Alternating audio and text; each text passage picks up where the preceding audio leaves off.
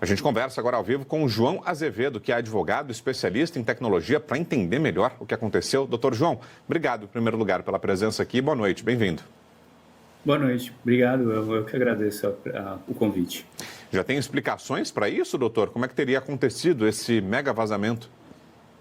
Eu acho que esse é um ponto importante para esclarecer, porque as notícias não foram muito claras no início e a impressão que se tinha é que tinha tido um comprometimento de segurança do sistema do Gmail, mas na verdade essas senhas que foram expostas, na verdade elas foram obtidas a partir de uso de softwares de malware, né, que usavam para explorar os próprios usuários. Então, eles foram coletando esses dados por vários usos reiterados desses softwares, né, e compilaram tudo isso nessa base de e-mails. Então, isso é fruto de atuações desses softwares de malware, né, junto aos usuários, e aí compilaram tudo isso nessa grande base de dados. E então isso significa um risco à segurança dos usuários? As senhas foram expostas? Como é que é, doutor? Sim, é um risco porque essas senhas foram obtidas, né? Então, assim, os usuários que tiveram seus e-mails expostos e as suas respectivas senhas estão sujeitos ao risco de, se eles não tomarem as medidas de segurança para trocarem as suas senhas, implementarem outras medidas para preservar a segurança, como, por exemplo, a autenticação em 2 fatores, né, que é uma coisa que é importante ser ativada, eles estão sujeitos a ter os respectivos e-mails indevidamente acessados, né? Então, a recomendação é uma recomendação geral de segurança, né, de regularmente trocar suas senhas, usar senhas fortes e usar sempre as autenticações em 2 fatores. E especificamente nesse caso, né, se você constatar que o seu e-mail foi exposto, fazer isso o quanto antes, especificamente quanto à troca da senha. E o número de vítimas é impressionante, né? 180 milhões é quase um Brasil de senhas de e-mails vazados. Como saber, doutor? A capacidade desses atores que fazem essas fraudes, né? Eles estão uma capacidade de alcançar um número muito grande de pessoas. Eles fazem uso de uma série de ferramentas de automação.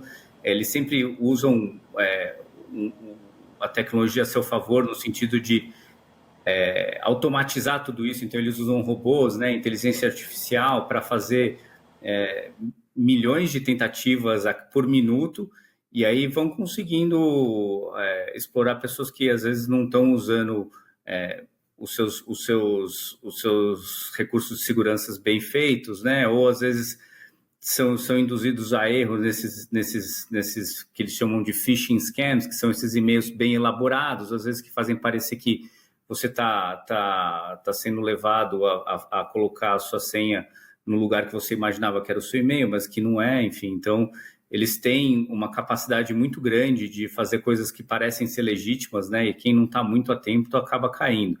Como eles fazem esse uso de tecnologias para fazer isso em grande escala, permite que eles realmente consigam afetar muitas pessoas mesmo. Como saber se eu, por exemplo, fui vítima desse vazamento, doutor?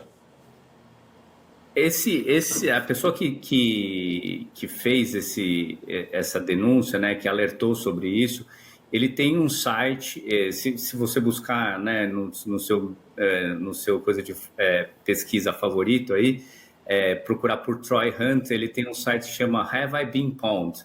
E lá você consegue colocar o seu endereço de e-mail. Então, você coloca o seu endereço de e-mail. Inclusive, ele alertou que, apesar da grande maioria ser e-mails do Gmail, ele diz que tem e-mails de outros lá. Então, é recomendável fazer esse tipo de pesquisa, né? Entrar lá nesse site, que é um site que é confiável. Essa pessoa ele tem uma reputação na comunidade de segurança. Então, você pode entrar lá, colocar seu endereço de e-mail e ele vai te dizer se o seu e-mail estava na lista dos e-mails que tiveram as senhas comprometidas ou não. Se tiver, já troca imediatamente sua senha, né, e habilita esses recursos de segurança que o seu provedor de e-mail te dá, né, de autenticação de 2 fatores, enfim, às vezes até outros dispositivos que podem ser usados.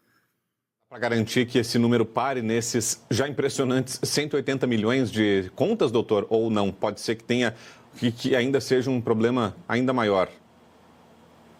Como esse caso específico, né, como não foi uma violação da segurança do Gmail, isso aí, como eu estava dizendo, eles estão explorando vários usuários, então isso está acontecendo dia a dia, né? É um processo de educação que a gente vai tendo, né, e da população em geral, dos usuários em geral, na verdade, né, para cada vez mais estar informado sobre como garantir a sua segurança. Isso é uma coisa cultural mesmo, que a gente vai aprendendo no dia a dia, enfim, para tentar mitigar isso, né? Mas Sim. é um jogo de gato e rato, então as autoridades vão atrás, as empresas tentam aumentar a segurança, nós aumentamos o nosso conhecimento e tentamos nos proteger mais, mas do mesmo jeito os maus atores estão aí do outro lado também, a cada dia aprimorando as técnicas de fraudes deles, né? Então a gente espera que isso diminua, mas a realidade nos diz que não vai diminuir. É isso, a bandidagem também vai se reinventando, né? A gente tem que acompanhar. Exatamente. Doutor João, obrigado mais uma vez pela presença aqui e pelas informações todas. Boa noite.